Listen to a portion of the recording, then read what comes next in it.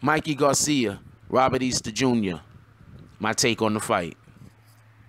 Me and the Notification Gang would like to invite everybody to come join us Monday through Thursday, 9:20 to 10 o'clock for morning coffee, where we discuss the events of the prior day and also just talk mess about stuff.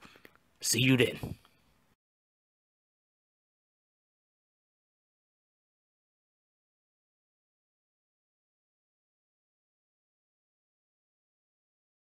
BBN, Jack Frost. What's up, party people?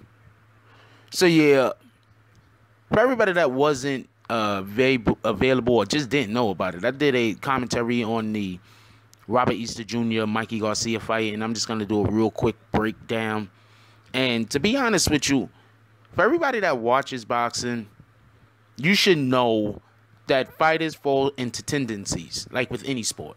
They fall into tendencies because part of your training is basically not just trying to get stronger, not just trying to be faster, but improve your reflexes, which is totally dependent at times on muscle memory. So things that you get used to doing in training is what you are going to do when you get into the actual fight, when you actually get into the ring.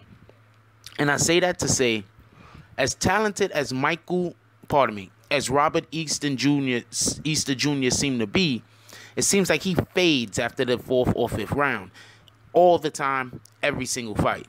And if you look at most of his fights, it'll look like he's fading because of, he's getting tired. I don't think he's getting physically tired. I think he's fading because he's getting mentally tired. He's getting mentally exhausted.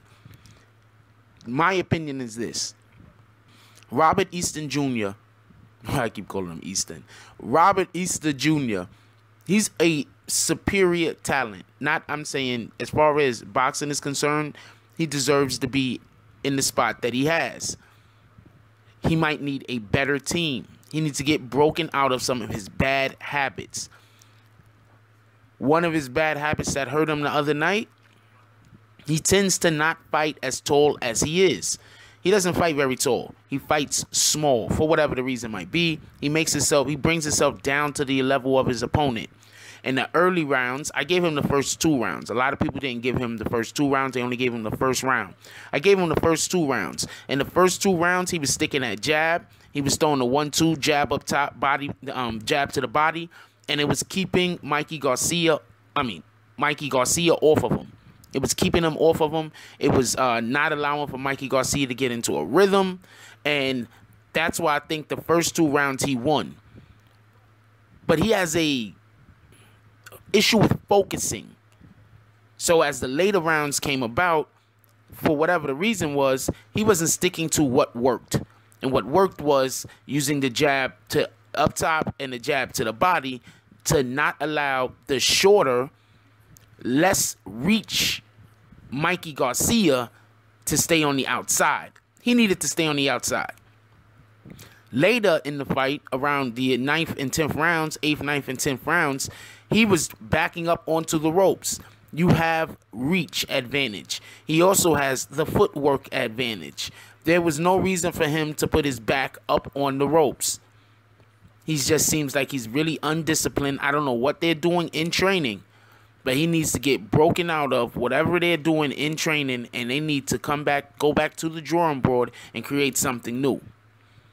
I don't see him beating elite level talent with what he displayed last night. And to be perfectly honest with you, what he displayed in the 2 prior fights that he had, one of those fights, in my opinion, he didn't even win. The judges gave to him in order to set up this fight. Now, my assessment of Mikey Garcia was he does what Mikey Garcia does. He comes in there. He's patient. You can never tell when he's tired. I saw him. It looked like he started fatiguing slightly in the later rounds, but you really can't tell. He's coming with the same pressure. He's not going to allow for you to take away his positioning. He's usually the bull. He's coming straight at you. He's very crisp. He's sharp. His punches are sharp. He knows when to... he doesn't lunge and take himself out of position often. Mikey Garcia put on a spectacular show yesterday. But the most important thing that I think personally that Mikey Garcia did was he kept his composure in the rounds where Robert Easter Jr. was actually using his jab. Mikey Garcia did not allow for that to assuage him from trying to put pressure on him and move away from what his game plan was. That is a professional. Late in the rounds, he also started going to the body.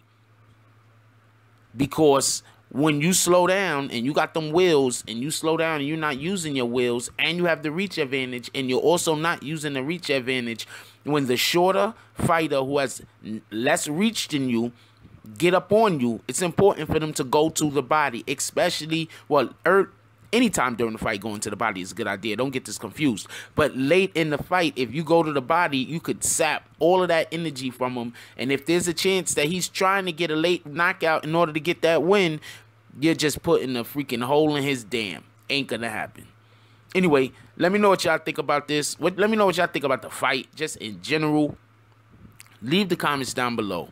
Like, comment, subscribe. Join the notification gang. Hashtag Bronx Bombers. Let's get it. I love y'all. Take care of each other. Hug the kids for me. I haven't forgotten about you. That's all I got on this one. I'm out. If you like this video, please hit the like and subscribe button. If you would like to help dictate the direction that this channel takes, please leave a comment. All comments are appreciated, whether positive or negative. Thank you very much and enjoy your day. And remember, positive thoughts cause for positive things to happen. Let's get it.